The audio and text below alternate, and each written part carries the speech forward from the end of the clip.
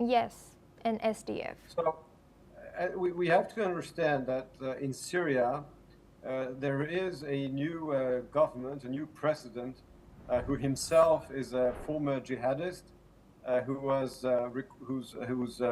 a bounty on him by the US government. He was recognized as a terrorist, and therefore, even though Israel is trying to establish a new relation with Syria, which is definitely different. The new regime is different from the former one, the Assad regime, which was completely aligned with Russia and with Iran. But I think we have very good reasons, as I said, to be skeptical about the new Syrian government, which, by the way, only very recently has encouraged the massacre and murder of the Druze minority in Syria. And the Druze minority has been protected by Israel. The Druze would like to come under Israeli sovereignty. There's a very large Druze population in Israel, and they serve in the army. They have senior position in the government, and it is Israel who's protecting them in Syria from the mass violence and massacres that are very often encouraged by the Syrian government. So the new agreement is meant to protect this population, but if it wasn't for Israel, there would be no protection for it.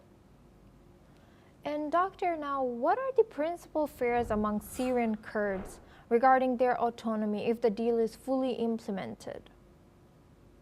So the Kurds have been aspiring to autonomy for decades, and they are entitled to it because the Kurds actually are a nation, they are a people, and therefore they are entitled to self-determination according to international law. Unfortunately, because of the cynical cooperation between Syria, Iran, and Turkey, their independence has been denied.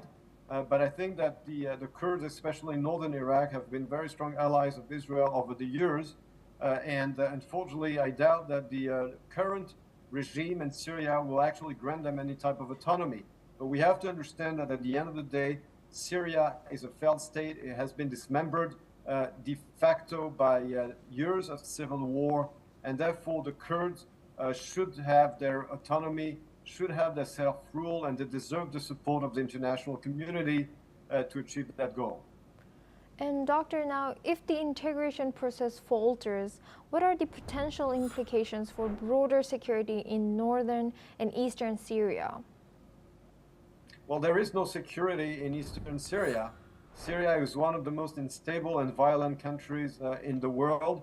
It is occupied in its northern part by Turkey, and it is also under the influence of foreign powers, especially Russia, and until recently Iran, until the fall of the Assad regime. So there is unfortunately no security and no stability in Syria. Syria is a source of violence in the region.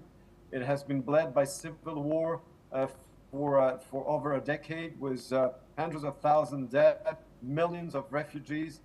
So there is actually no stability and security in that country. Thank you very much, Dr. Emmanuel Namon, for joining us from Tel Aviv and sharing your insight. Thank you.